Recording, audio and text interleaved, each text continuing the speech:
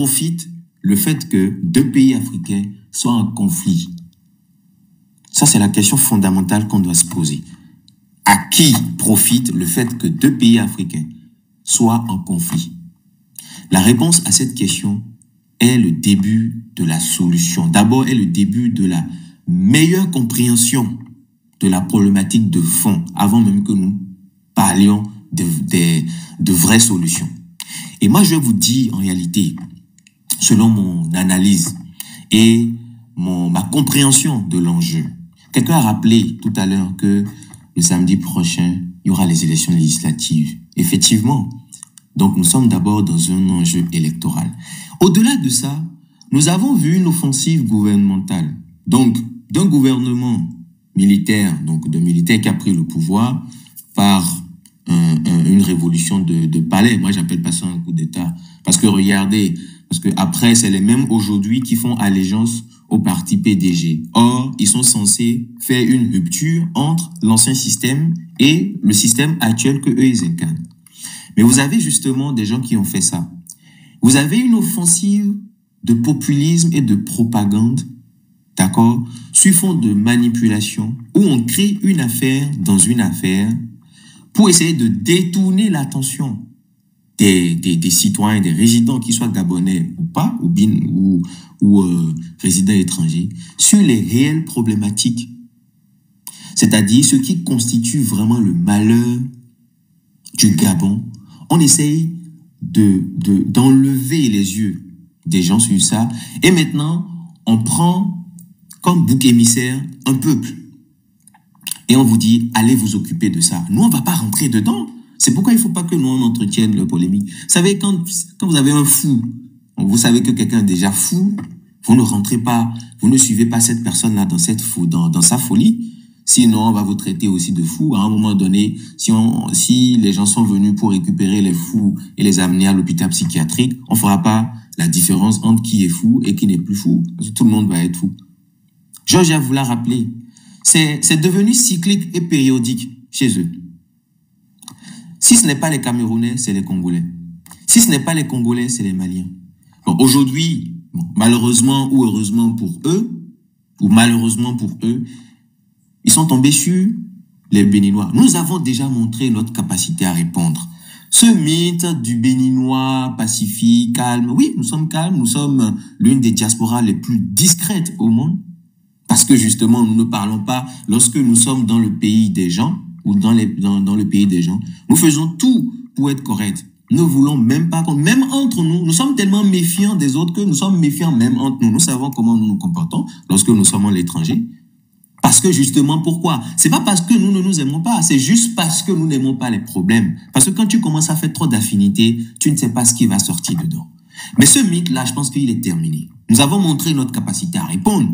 Nous avons répondu avec des éléments tangibles, que ça soit sur le terrain du développement, que ça soit sur la capacité à réfléchir, la capacité à poser les vrais problèmes, la capacité à analyser, la capacité à montrer la lune, pendant que d'autres sont en train de voir le doigt. Ici, on n'est même pas en face de certaines personnes qui voient le doigt.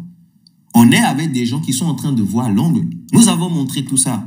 Donc, dans une offensive, lorsque vous adoptez une stratégie et que les gens ne comprennent pas, vous repliez, vous analysez, et puis vous déployez une autre stratégie. Ça peut être la stratégie du silence. Comme on dit, les conséquences conseillent mieux que les conseils. Pour voir ce que ça va donner dans les prochains mois. Parce que nous sommes visionnaires. Si vous avez une capacité à bien poser les problèmes, à analyser les choses dans leur fond, ça vous donne une longueur d'avance. Donc, on ne devait même pas être pressé de ce qui peut se passer. On ne devait même pas être pressé. Donc, moi, ce que je veux dire, c'est à qui profite ce conflit? C'est ça qu'il faut se poser comme question. Et si nous posons ces questions, nous n'allons pas rentrer dans les débats inutiles, des débats de sourds avec eux. Parce que finalement, regardez, vous donnez tout dans les communications, dans les débats. Vous perdez votre temps à expliquer votre savoir-vivre, votre savoir-être. Vous expliquez des choses, comme je l'ai dit tout à l'heure, à des gens qui sont prédisposés à le comprendre. Si les gens ne veulent pas comprendre, vous les laissez.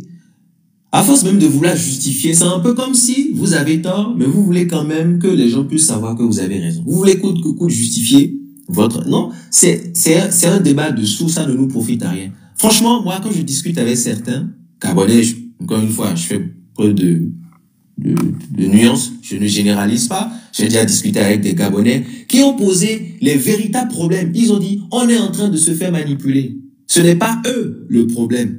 Je peux vous citer des noms, nous avons déjà discuté avec. Donc, je ne sais pas quel est l'intérêt de faire venir des gens qui ne nous font pas évoluer dans le débat, qui reviennent toujours avec les « Oh, entrez chez vous ». En fait, c'est des perroquets, ils répètent tout simplement à longueur de journée ce qu'on leur dit de répéter, sans pour autant se poser la question sur le fond. Gabon d'abord, le slogan Gabon d'abord, c'est de maintenant que ça date. Gabon d'abord, ça date depuis Léon Mba. Pourquoi les gens, certains Gabonais utilisent Gabon d'abord aujourd'hui comme si ils ont eu la révélation, hein, l'illumination, en fait, d'un pseudo-nationalisme qui apparaît en 2025. Or, c'est un mot qui a été prononcé premièrement depuis le premier président du Gabon. Gabon d'abord, c'est chasser les étrangers? Non.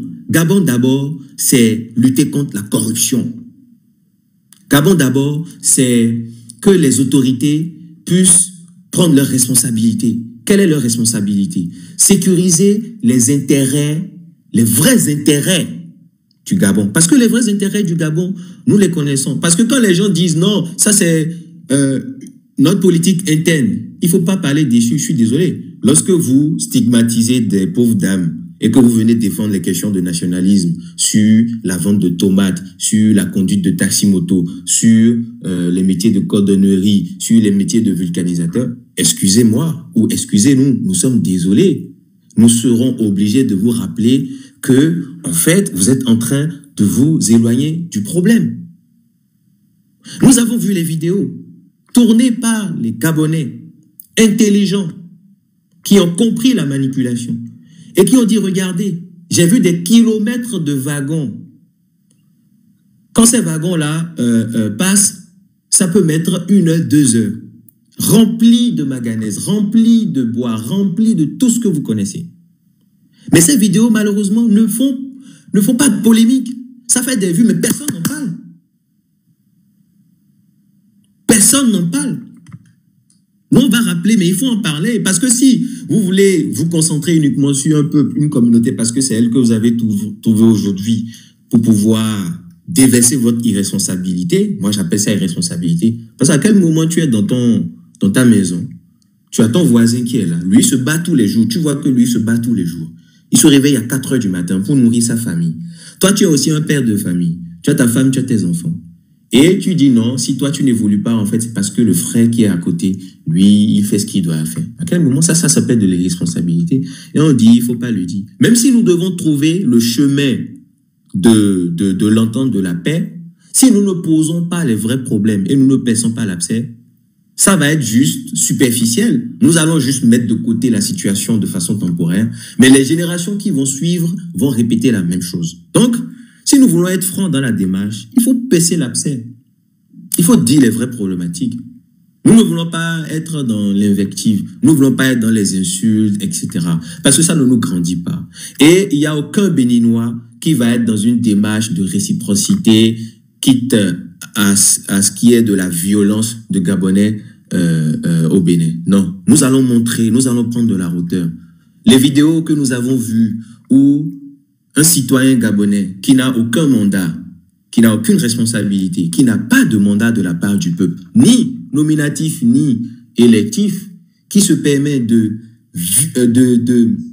comment on appelle, de faire de la violence, d'exercer de la violence physique sur des marchandises, des pauvres dames. Donc, en fait, regardez même à travers ce tat-là, regardez la leçon même qu'on peut donner et regardez le problème qui se pose. Parce que quand toi, tu vas violenter des marchandises comme ça, c'est normal. Après, quand on te traite de paresseux, tu es choqué. Mais cette marchandise-là, si tu savais la valeur qu'on accorde à un produit, si tu connaissais la valeur du travail et que tu as une fois travaillé dans ta vie, tu ne peux pas te comporter comme ça. Donc, si tu te comportes comme ça, c'est parce que tu n'as jamais rien fait de ta vie. Tu n'as jamais rien créé, tu n'as jamais rien fait de tes mains. C'est normal que tu puisses aller renverser des chaussures, aller faire des guépis des vulgarisateurs. Mais nous n'allons pas répondre.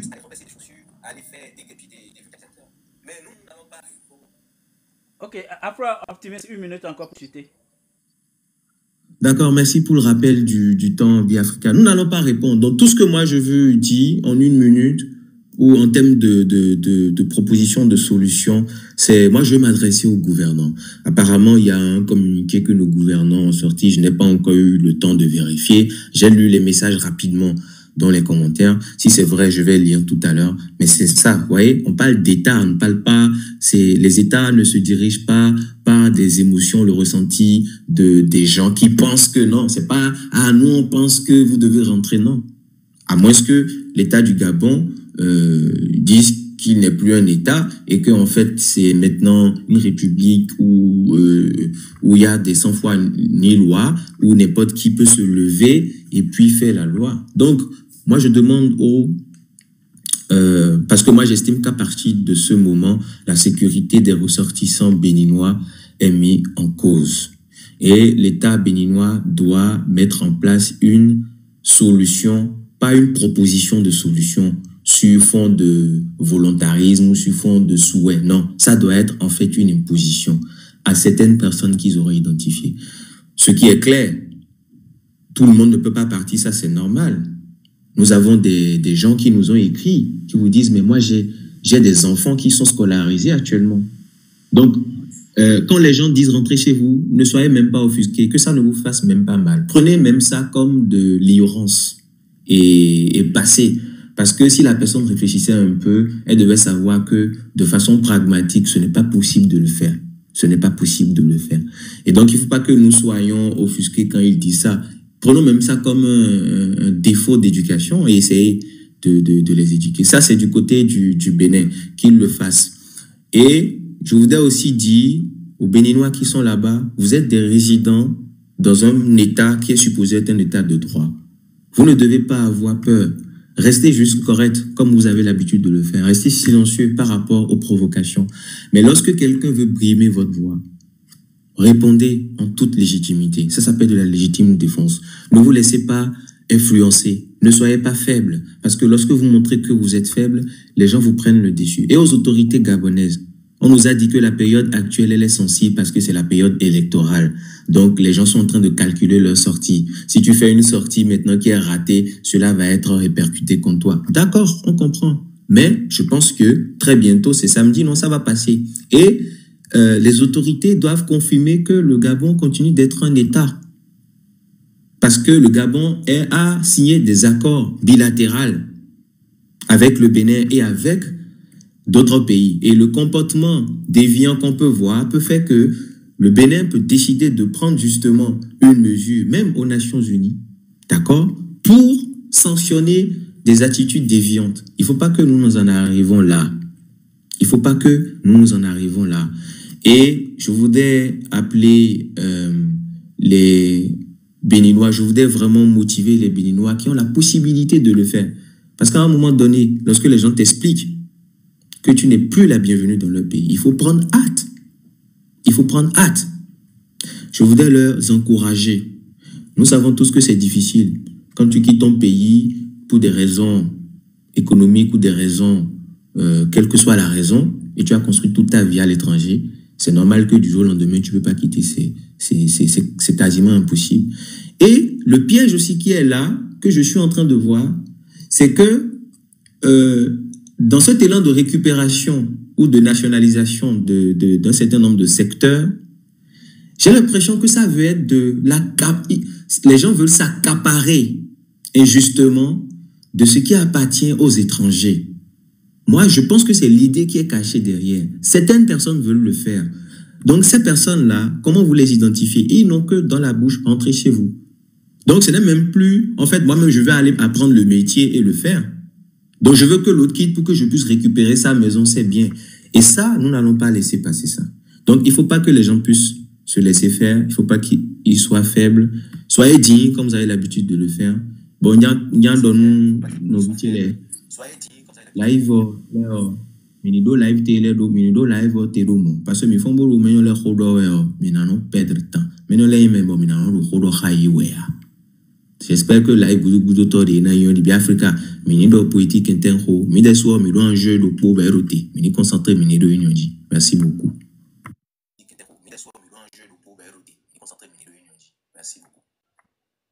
Ok, merci beaucoup. Moi, j'ai fait, c'est mon deuxième live sur le sujet, donc je ne fais pas vraiment de live sur le sujet hors Bénin. Donc, ok, monsieur, je ne sais pas si c'est monsieur ou madame Black Cat. Black Cat, vous pouvez prendre la parole. Donc, les amis, partagez le live. Merci, ça, monsieur Mifon Gandia. Bonjour, Mifon Gandia, Mifon Gandia. Bonjour pour certains, bonsoir pour d'autres. Et ce qui se passe, c'est que nous, on a, quand vous voyez ce que vous faites là, nous, on a fait des lives, on a intervenu dans les lives pour la sensibilisation, mais on voit que du côté du Gabon, comme Afrique Optimise a parlé, c'est la haine, on sent la haine. Et vous savez pourquoi? Là, ça a commencé dès la base. Parce qu'on a habitué le Gabonais à détester le Béninois. C'est ce que vous ne voyez pas. Moi, je suis rentré au Gabon en 2011. Je suis reparti, je suis revenu encore et je suis ressorti récemment. Laissez-moi vous dire qu'au commencement, le 16 janvier 1977, le Bénin a été agressé avec l'aide du mercenaire Bob Denard, avec la complicité de Oumar Bongo. Et c'est ça qui a fait que lui et Kérékou, ils ont été à la France, c'est-à-dire ils se sont attrapés l'école, comme on peut le dire. Alors, regardez à l'époque là, les Gabonais n'ont pas pensé un seul instant que leur papa là, leur président, a tort. Ils n'ont pas vu de tort. Mais quand deux individus ont des problèmes et qu'ils s'affrontent, vous ne voyez pas que l'autre, qui a tort, qui a raison, vous n'analysez pas. Ils ont commencé à taper les Béninois, ils ont violenté les Béninois, ils ont fait des choses avec les femmes, le VOIL. Tu sais, nous on a ça dans le cœur. Mais le Bénin n'a pas fait une réciprocité. La chance qu'ils avaient, c'est parce qu'il y avait des pays entre nous. Sinon, ils allaient comprendre la nature sauvage du Béninois. Je ne suis pas en train de faire la propagation de la sauvagerie. Mais c'est-à-dire que si on était côte à côte, ils allaient comprendre. Ils ne vont plus jamais agresser un Béninois. Et dans les années, je crois que 90, si j'ai bonne mémoire, une situation similaire. 2013, un individu appelé Lanlais, suite au comportement de Mengsan Kondesi, ils sont allés brûler l'ambassade du Bénin. Parce que, je ne sais pas, toujours, c'est la haine aux Béninois. Aujourd'hui, nous voilà encore dans la même situation à cause des propos malveillants, à cause des TikTokers qui n'ont pas filtré leur, je ne sais pas quoi, les mauvais comportements, les mauvaises paroles, c'est-à-dire peut-être des gens qui n'avaient même pas l'idée de créer du désordre, ont fini par créer le désordre. Ça a commencé par la dame Tata Betty, après, c'est allé dans tous les sens. Notre frère qui s'est rendu là-bas, moi je ne sais pas qu'est-ce qu'il a fait du mal. Mais sur son panel, il y a eu des insultes à l'égard du président gabonais. Mais est-ce que les gens n'ont pas insulté notre président? Il y a un monsieur édenté là, barbu, et un autre qui a les paroles à côté de la bouche, qui ont insulté copieusement le président Talon. Mais nous, on n'a pas réagi, ça nous a fait mal, mais on n'a pas réagi. Mais pourquoi est-ce qu'ils réagissent? Il y a un gars là qui a la tête comme un chimpanzé. Je l'insulte, hein. Il a la tête comme un chimpanzé qu'on appelle, comment il s'appelle déjà, bande de cons. Il est vraiment bande de cons. C'est un bande de cons, il est vrai, c'est un insulte. Il disait son nom même déjà, c'est un insulte. J'ai vu une vidéo où il insultait même son président, son propre président. Un enfant qui insulte son papa, publiquement, s'attend à quoi? Des autres enfants qui ne sont pas le fils de ce papa-là. Mais le Gabonais ne se regarde pas. Le Gabonais ne s'analyse pas. Et c'est déplorable que 48 ans plus tard, ça s'est passé et les mêmes choses se répètent, des comportements n'ont pas changé. Et Dieu merci, ils ont fait, tout le monde entier les a vus, c'est-à-dire qu'ils n'ont que justifié l'étiquette qu'on les colle. Et je demande aux Béninois de ne pas céder à la colère. Il y a les Gabonaises au Bénin, à Djonké. Quand vous quittez Djonké, c'est une zone où il y a les Gabonais. Après, regardez, à l'avenue Stemez, là, l'ancien Air Gabon, là, ils sont aussi là. Après, vous allez dans les universités privées, vous allez voir beaucoup des enfants gabonais. Mais est-ce que vous avez entendu qu'on les a agressés? On les a violentés? Non, nous, on a grandi, on est très loin d'eux.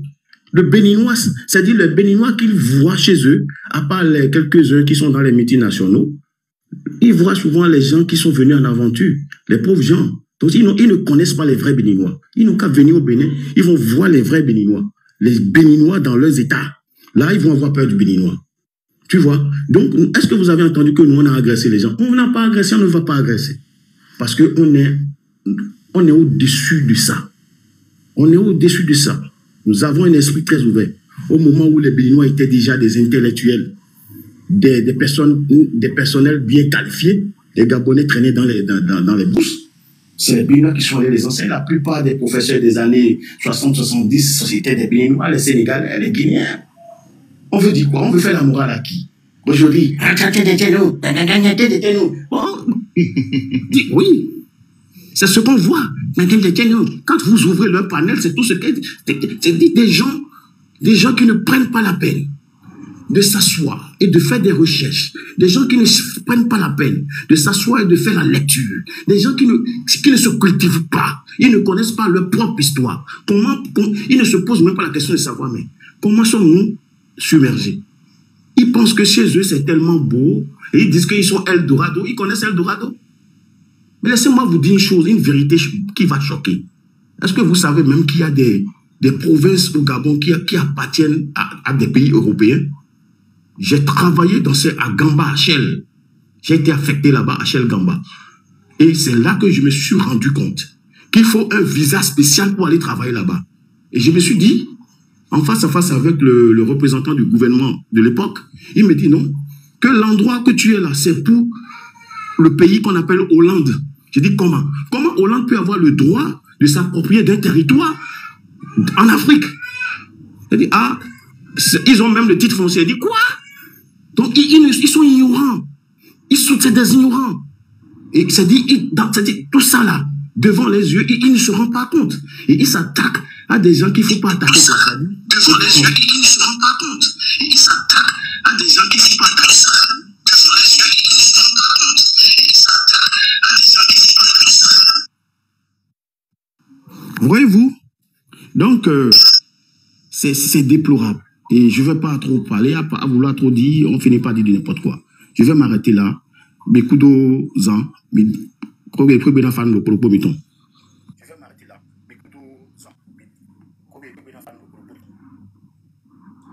Ok, merci beaucoup. Miss Zuma, vous pouvez prendre la parole. Bien, Donc, les amis, tapoter, partager, puis les amis qui montent, quand vous montez, fermez votre micro. Bien, est-ce que je pourrais parler après? Est-ce que je peux parler après? Oui, après Miss Zuma. Ok, merci. Oui, après Miss Zuma, ok. Oui, merci bien Africa. Bonsoir tout le panel, bonsoir tout le monde. Je suis montée en fait pour une phrase que j'arrête pas d'entendre. Et ceux qui disent... Ça fait l'écho. Bien Africa, vous pouvez fermer votre micro en haut. Il y a un écho. Ah d'accord. Et là, le micro de Miss Zuma est encore fermé. Bien Africa, fermez votre micro quoi. Parce qu'il y a écho. Et les gars en bas, s'il vous plaît, tapotez le live. Tapotez, partagez. Merci. Est-ce que c'est bon maintenant? Non, il n'arrive pas à fermer. Bien, c'est moi, je ne vois pas. Oui, c'est bon, mais M. Biafrika, il n'est pas là. Les gars, tapotez. Oui, il y a un problème de connexion. Je dirais que le live, c'est pas grave. D'accord. Non, moi, oui, Georges, mon micro est fermé. C'est M. Denis qui était ouvert. Donc, j'ai fermé. Je vais refermer mon micro. Ok, c'est bon. Du coup, je disais, j'étais montée pour la phrase là, rentrez chez vous là. Des gens qui répètent comme des perroquets, rentrez chez vous, rentrez chez vous. J'aimerais déjà essayer, même si j'étais la première à dire que ça sert à rien de discuter avec certaines personnes parce que quoi que tu dises, ils comprennent rien. Mais je vais quand même essayer d'expliquer de manière terre à terre pour les personnes qui sont tout le temps en train de répéter, rentrez chez vous, que ce n'est pas possible. Pour aucun pays du monde, hein, je ne parle pas que du Gabon, aucun pays ne peut vivre aujourd'hui, dans le monde où on est, de manière close, genre comme une boîte fermée. Ce n'est pas possible. Aucun pays ne peut vivre comme ça. Donc la phase rentrez chez vous là. Prenez le temps, fermez les yeux, imaginez qu'au Gabon, on fasse partie tous les étrangers. Il ne reste que les Gabonais. Imaginez comment vous allez vivre. Pour vivre, il faut manger, se vêtir. Est-ce que tout ce que vous mangez, vous arrivez à les produire? Est-ce que tout ce que vous portez, les vêtements, tout ce que vous faites, est-ce que vous êtes autonome? On est en 2025, aucun pays au monde n'est autonome. Aucun pays au monde n'est autonome. Donc, au lieu de répéter, rentrez chez vous, réfléchissez aussi un peu, utilisez le cerveau que Dieu a donné à tout le monde pour dire, ah ok, ils vont rentrer chez eux, comment ça va se passer? C'est pas possible. Les étrangers qui sont chez vous, et à ce que je sache, le Gabon ne nourrit pas, n'a pas un système social pour donner de l'argent aux étrangers sans qu'ils ne travaillent. Ça veut dire que les étrangers chez vous travaillent. Et quand les gens travaillent, ça profite aux ressortissants du pays, ceux qui sont là. Ceux qui travaillent, c'est pour vous. Vous allez acheter. Il faut des gens pour vous vendre ce que vous allez acheter. Bah, ces gens-là, souvent, ce sont des étrangers. S'ils ne sont pas là, vous allez acheter où? Vous allez acheter c'est qui? On ferme toutes les frontières, personne ne va nulle part. Pendant le Covid, vous avez vu ce qui s'est passé? Beaucoup de pays ont eu des problèmes économiquement. Ça veut dire que ce n'est pas possible. Les gens vont aller, ils vont venir. C'est forcé, en fait. Donc, arrêtez de répéter. Moi, je pense que quelqu'un l'avait dit sur le panel. Il y a de la manipulation dans ce qui se passe. Qu'on le veuille ou pas, on est tous manipulés avec les réseaux sociaux, nos téléphones. Les réseaux sont conçus comme ça, pour manipuler l'esprit de l'être humain. Et je pense qu'il faut prendre un peu de la hauteur pour comprendre que parfois, on est dirigé. Les gens répètent, rentrez chez vous, parce qu'ils l'ont entendu, et c'est fini, ça se répète. C'est de la manipulation. Donc, essayez de creuser un peu, de réfléchir avant de tout répéter, un Béninois ne t'a jamais rien fait. Mais toi, tu portes la reine que tu as entendue. Des gens disent, ok, les Béninois sont ci, sont ça. Toi, tu n'as jamais constaté ça, mais tu es là à dire ça. On n'est quand même pas des bêtes. On se fait utiliser comme ça. On va dans tous les sens. Je pense qu'à un moment donné, il faut... je sais même pas si eux-mêmes s'en rendent compte. Parce que je vois tellement de haine, tellement de haine. Je me dis, mais qu'est-ce qui se passe? On est devenus comme des... J'ai emprunté le mot zombie chez mes frères. Comme des zombies. Sans cerveau, sans queue ni tête. Donc vraiment, j'aimerais demander aux Gabonais un peu de retenue, un peu de hauteur. Et je pense que pour finir, les autorités gabonaises devront vraiment prendre les mesures qu'il faut et prendre leurs responsabilités. Et les autorités aussi béninoises, je pense qu'ils vont aussi prendre leurs responsabilités parce qu'un ressortissant d'un pays doit être protégé où qu'il soit. Les Béninois qui sont au Gabon devront être protégés, pas les autorités des deux pays. Donc, je pense qu'il faut faire fonctionner la diplomatie entre les deux pays pour que les choses, ça a assez duré, ça fait 1 mois. Il faut maintenant chuter. Il faut qu'on arrive à un point où tout le monde se calme et qu'on arrête avec des sottises parce que ça n'a aucun sens. Et les élections sont ce week-end, de ce que je vois. Je pense que c'est pour ça que personne ne réagit encore au niveau du Gabon. Et vraiment, les Gabonais, calmez-vous. Prenez de la hauteur, c'est tout ce que moi j'ai à dire. Merci Biafrika. La hauteur, c'est tout ce que moi j'ai à dire. Merci Biafrika.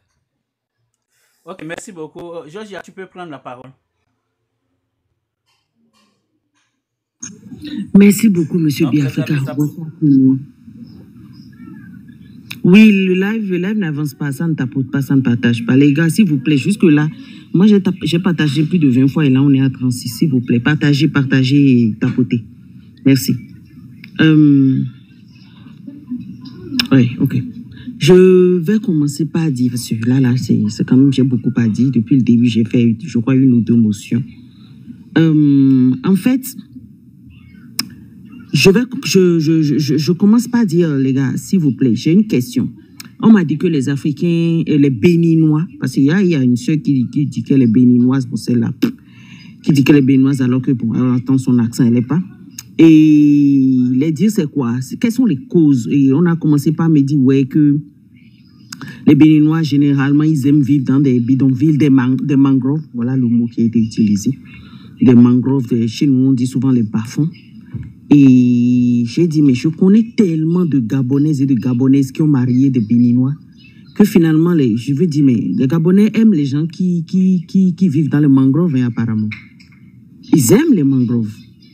Parce qu'en fait, ce que vous appelez mangrove, forcément, n'est pas mangrove, apparemment. Il y en a plein.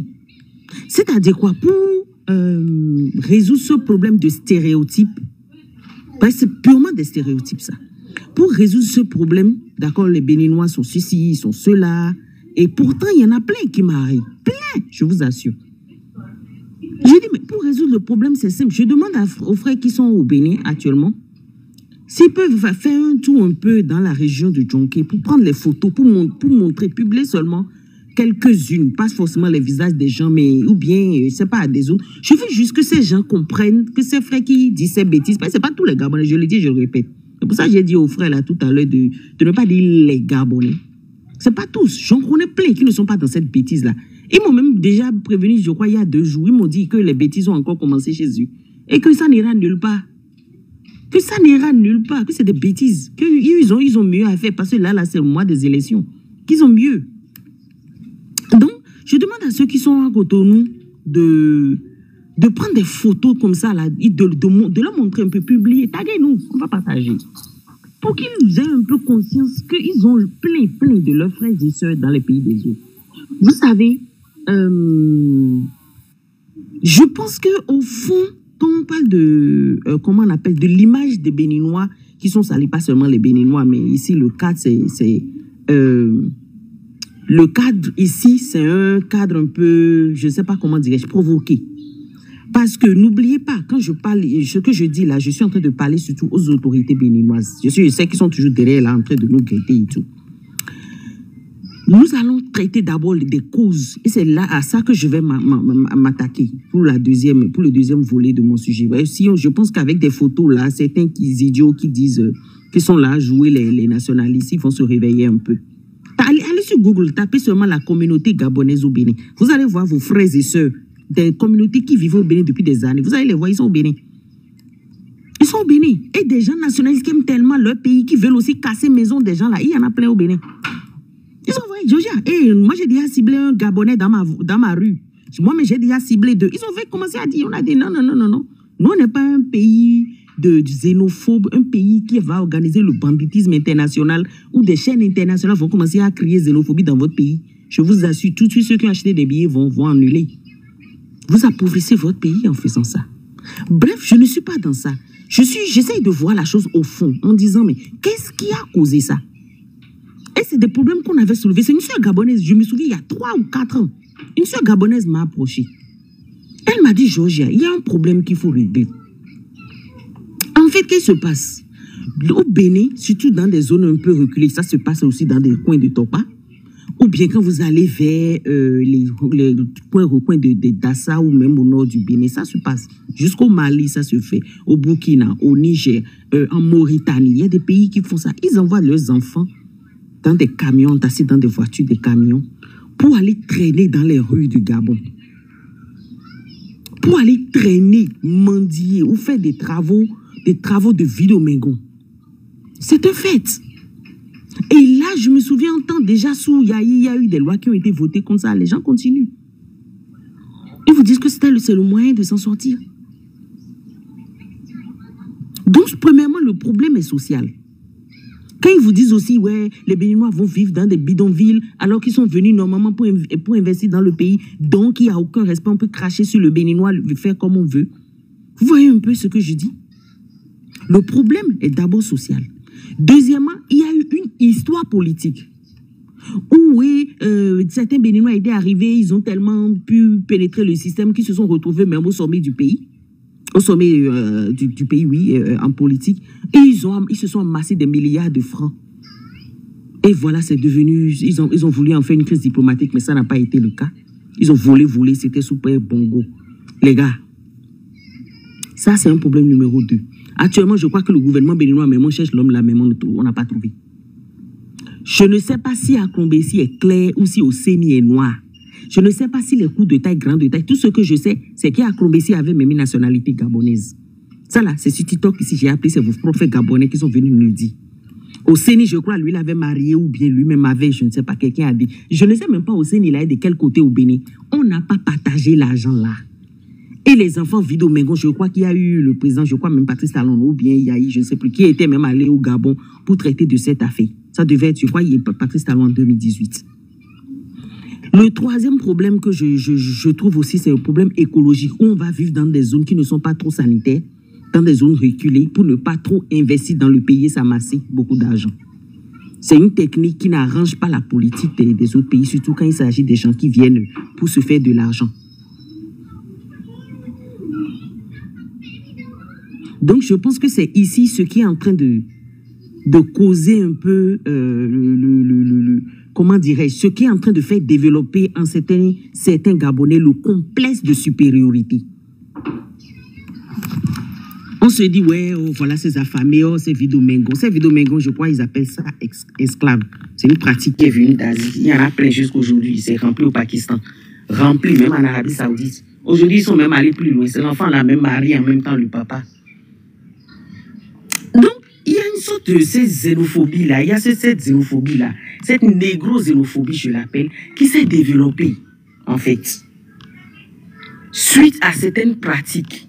Et je pense que, en disant ceci, je pense que la solution ici serait qu'il y ait une rigueur imposée, que ce soit même comme un accord, une rigueur imposée, une certaine norme imposée dans les États pour normaliser, pour réglementer un peu la vie au sein de la diaspora dans les pays africains. C'est-à-dire quoi? Quand des jeunes Béninois vont au Gabon, ils doivent pouvoir mener un certain niveau de vie. Sinon, on les renvoie.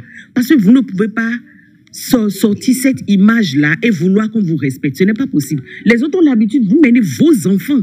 Chez nous, on se lève les... La soeur m'a dit, c'est des enfants qui sont livrés à ces gens. Il dit, oh, j'ai vu mes frères gabonais maltraiter les enfants béninois, traîner au sol, frapper, cracher dessus. Et vous voulez qu'on vous respecte dans ça? C'est la soeur gabonaise même qui me raconte. Et on a organisé un live là-dessus. On est allé, on a demandé à passer dans d'autres lives. C'était chez le frère multi-sincère dans le temps. Devant plus de 500 béninois, on a parlé. Une sœur monte en même temps, elle m'a coupé pas. Elle me dit, oh, il faut laisser cette affaire-là. On a déjà voté des lois pour ça, donc c'est bon. Je lui ai dit, jamais voter des lois n'a changé les choses. Et ça continue. Donc, nous-mêmes de notre côté, là, je pense que c'est ce qui peut régler la chose. On prend un Béninois qui est en train de mener une telle vie, on le retourne chez lui, tranquille. Au lieu de dire, tous les Béninois vivent ou bien vont chier dans les mangroves. Tous les Béninois doivent demander pardon parce qu'il y a un Béninois qui a insulté nos présidents. Mon frère, au Bénin, nous, on a lancé même caillou à notre président, rien ne s'est passé. Donc, les cultures ne sont pas les mêmes. Les façons de vivre ne sont pas les mêmes. Maintenant, si chez vous, j'ai vérifié, je crois que c'est l'article 145 ou 147 du Code pénal gabonais qui dit que l'autorité incarne un certain respect et que l'insulter, c'est un outrage. Le Code pénal gabonais lui dit ouvertement, vous insultez le président au Gabon, c'est mal. Ils sont tellement, ils se sentent frustrés et tout, ils sont voilà en transe et tout. Vous allez passer en prison. Je crois que c'est de 3 mois à 2 ans. La loi a dit de 1 mois à 2 ans avec une amende de 300 000. Voilà. Donc, quand vous faites ça, les Gabonais, c'est pas la peine d'aller casser les maisons des gens, aller attraper le pauvre vulgarisateur, casser tout ça boutique. Non. Vous les remettez à la loi, vous signalez, vous portez plainte. Agissons comme des gens civilisés. Et on se respecte comme ça. Un Béninois se comporte mal, il retourne chez lui tranquille. On va l'éduquer. On va l'éduquer. Au lieu de s'en prendre à tous les Béninois c'est impoli. Non. Non, nous sommes 14 millions. On est dans plein d'autres pays. Et je n'ai jamais entendu ça dans les autres pays. Peut-être qu'il y a un certain lacisme, je ne sais pas. Mais je vous le recommande vivement. Pensez-y. Il faut vraiment une organisation au sein de la diaspora. Comme l'Éthiopie le fait déjà.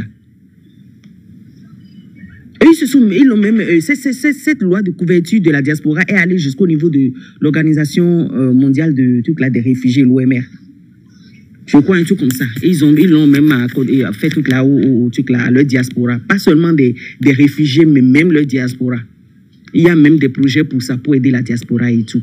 Donc, s'il vous plaît, pensez-y. Je sais que les autorités sont là. Maintenant, revenons-en à cette négro-xénophobie que je trouve complètement dégoûtante. Je pense qu'elle émane d'une ignorance. C'est pour ça que je disais tout à l'heure qu'il faut aller voir, prenez des photos ou bien faites un tour au Bénin, dites seulement je vais à Djonké dans la zone des Gabonaises. Tous les émigrants connaissent là-bas, ils vont vous amener. Vous allez parler votre langue, vos soeurs gabonaises, vos frères gabonais vont vous répondre. Parce que certaines personnes pensent que non, je dis tellement les Béninois se sont rabaissés, ont mené une vie de bas niveau sous leurs yeux que pour eux, les Gabonais ne peuvent pas aller vivre chez eux. Non, tous les Béninois ne sont pas comme ça.